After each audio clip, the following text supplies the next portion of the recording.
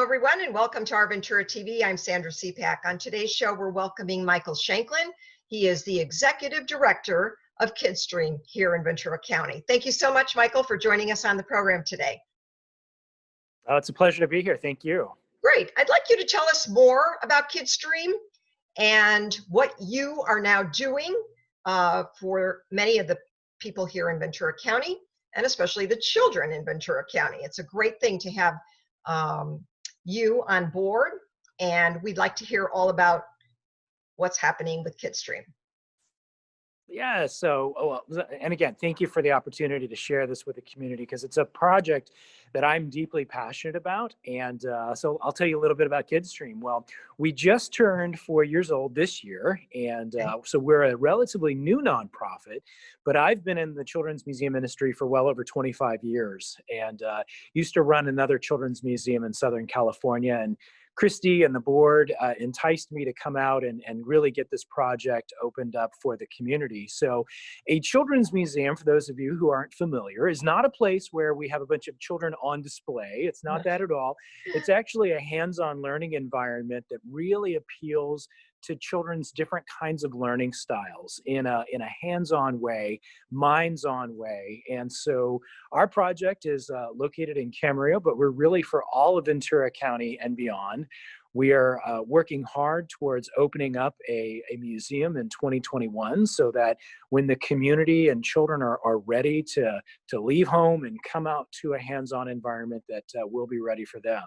So we occupy the old Camarillo City Library, and we'll be developing both indoor and outdoor exhibits that will reflect the beauty of Ventura County and the amazing learning opportunities that we can present to children. And one of the things I'm most excited about is that this museum is going to be accessible to the entire community, regardless of just regardless. We're going to make sure that it's a really unique environment that everyone has access to.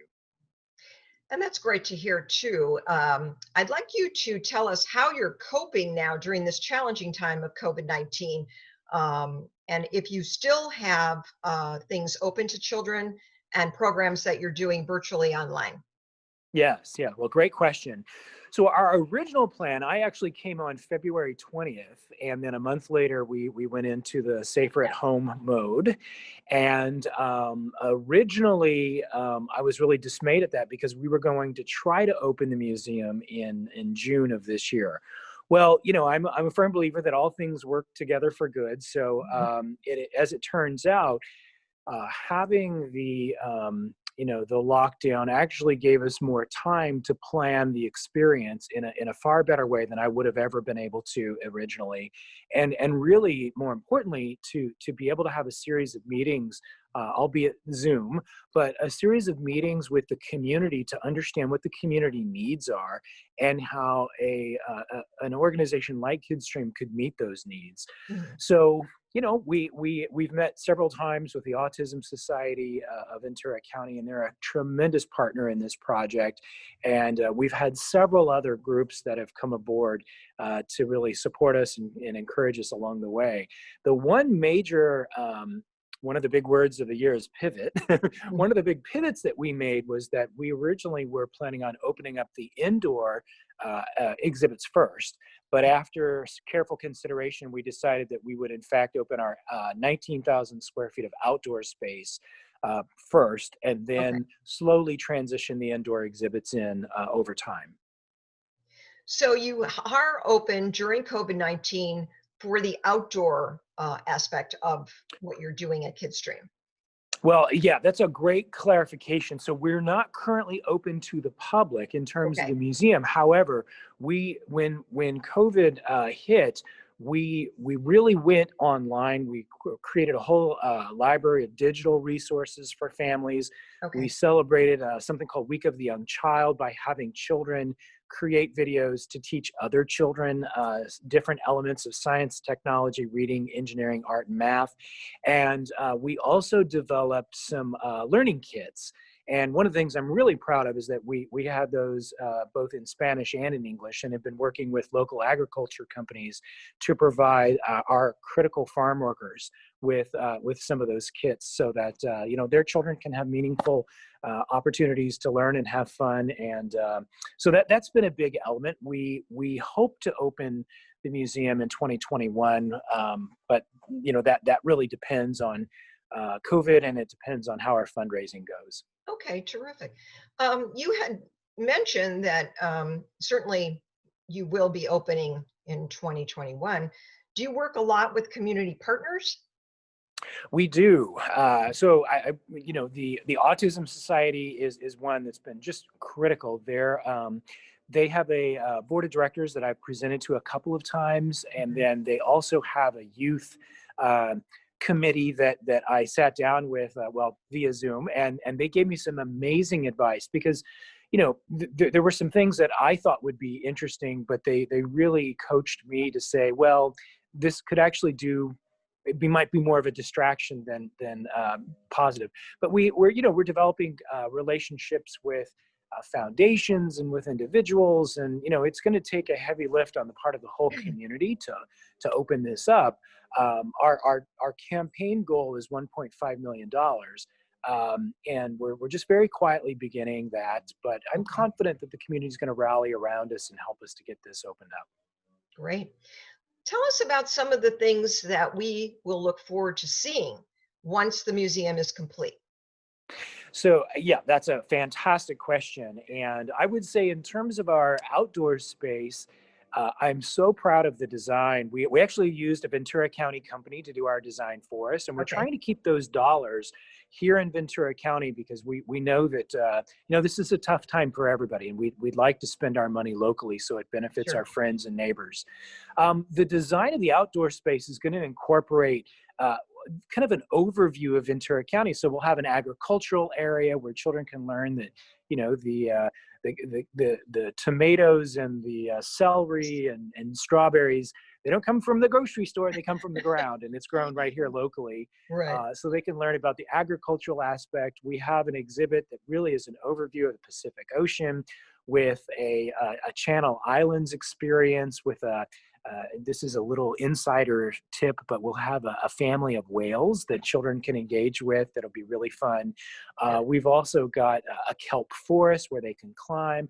We'll have a beach area where they can engage in some sand play, and an amphitheater that we're really excited about to invite community partners in, so that we can showcase the great work that other nonprofits are doing in the community, as well as a super cool treehouse. So lots of other things, but those are kind of some of the highlights.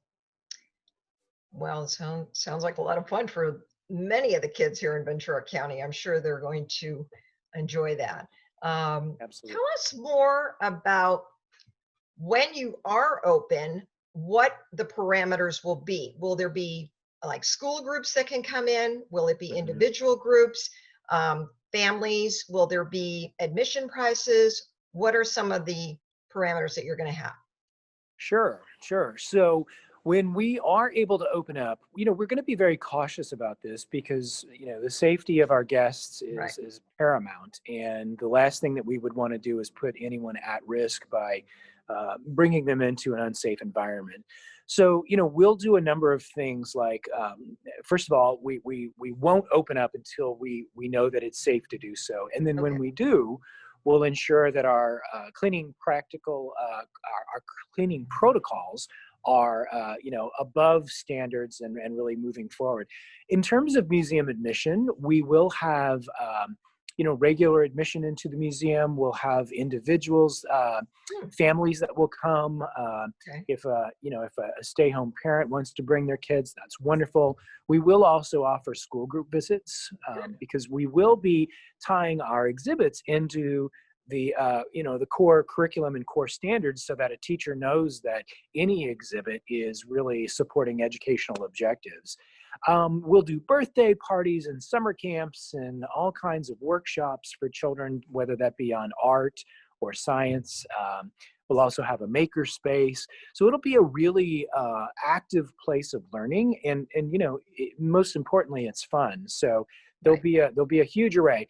But again, we feel it's really critical that we not limit access to the people who might be more well off than others. So we'll create methods by which families whose funds might be really super tight, we can make accommodations for them as well.